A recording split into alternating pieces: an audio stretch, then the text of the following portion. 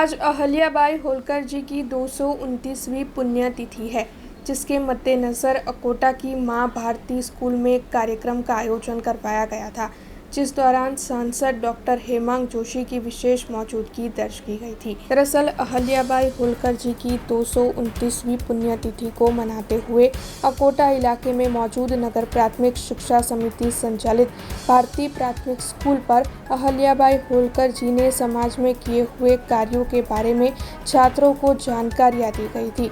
इस दौरान मां भारती प्राथमिक स्कूल के बच्चे और शिक्षक बड़ी तादाद में मौजूद रहे थे।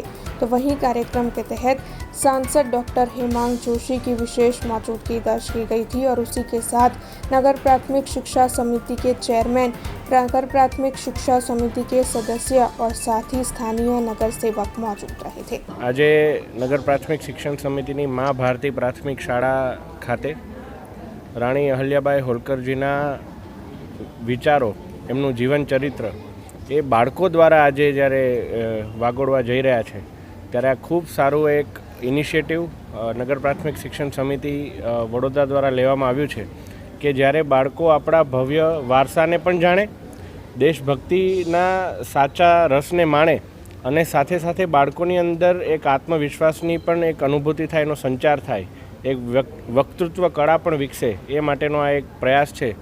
આ પ્રયાસ બદલ હું નગર પ્રાથમિક શિક્ષણ સમિતિના અમારા માન્ય ચેરમેન શ્રીમાન નિશિતભાઈ, ડેપ્યુટી ચેરમેન અંજનાબેન, અમારા પૂર્વ ચેરમેન શ્રીમાન મિનેશભાઈ અને અહીં પધારેલા તમામ અમારા કોર્પોરેટરશ્રીઓ, નગર પ્રાથમિક શિક્ષણ સમિતિના તમામ સભ્યશ્રીઓ, સંગઠનના અમારા તમામ હોદ્દેદારોને હું ખૂબ ખૂબ આભાર સહ અભિનંદન પાઠવું છું। આજે મા ભારતી શાળાની અંદર અહલ્યાબાઈ હોલકરના જીવન ચરિત્ર વિશે બાળકો દ્વારા એક સરસ મજાનું એમનું જીવન ચરિત્ર રજૂ કરવામાં આવ્યું।